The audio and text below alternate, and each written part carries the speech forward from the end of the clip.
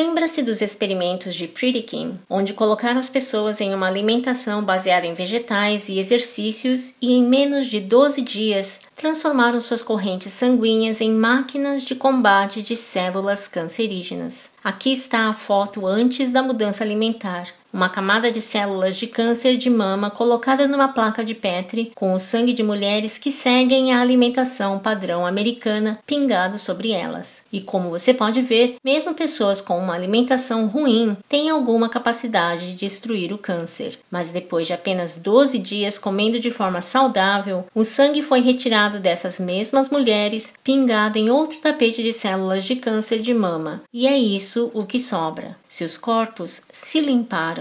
Você também pode olhar de outra forma. Esta é a imagem que mede a fragmentação do DNA, ou seja, a morte das células. Células morrendo aparecem como manchas brancas. Este é o sangue de uma mulher se alimentando com a dieta padrão. O que o sangue dela pode fazer com as células do câncer de mama? Pode matar algumas. Mas depois de 12 dias de uma alimentação saudável baseada em vegetais, seu sangue pode fazer isso. Essa é a morte celular programada do câncer. Depois de comer de forma saudável, seus próprios corpos foram capazes de reprogramar as células cancerígenas, forçando-as a se destruírem. É como se você fosse uma pessoa totalmente diferente por dentro. Como uma simples mudança na alimentação torna o sangue de alguém tão desacolhedor ao câncer em questão de dias? Essa foi a próxima pergunta que eles se propuseram a responder, e eles finalmente responderam em 2011. Aqui procuramos determinar os mecanismos fundamentais destes efeitos anticancerígenos, e eles chegaram ao IGF-1. Se você medir os níveis sanguíneos do IGF-1 antes e depois de 11 dias em uma alimentação baseada em vegetais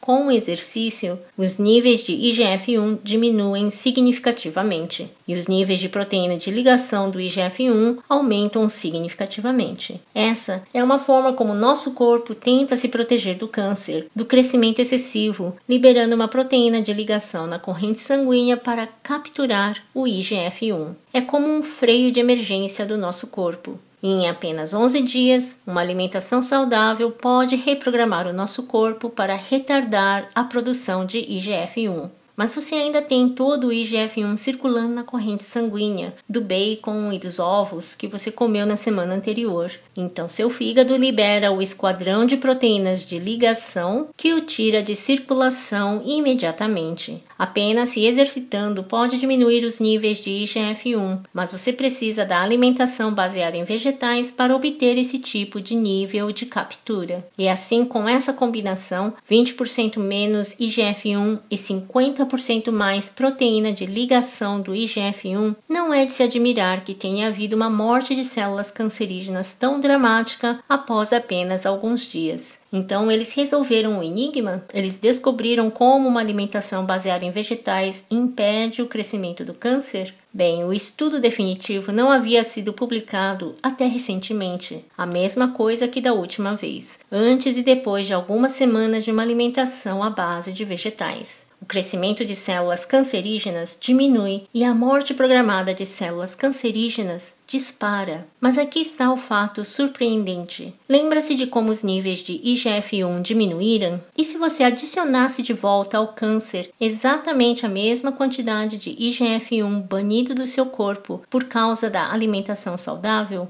E se você adicionasse isso de volta ao câncer? Isso apaga o efeito da alimentação e do exercício. É como se você nunca tivesse se alimentado de forma saudável. Agora, se o crescimento do câncer apenas voltasse até aqui, poderíamos dizer que o IGF-1 era apenas parte disso. Mas o fato de ter eliminado os efeitos das mudanças no estilo de vida sugere que esse era o mecanismo desde o início. Andar e se alimentar à base de vegetais por apenas alguns dias reduz os níveis circulantes de IGF-1, o que pode reverter o crescimento do câncer.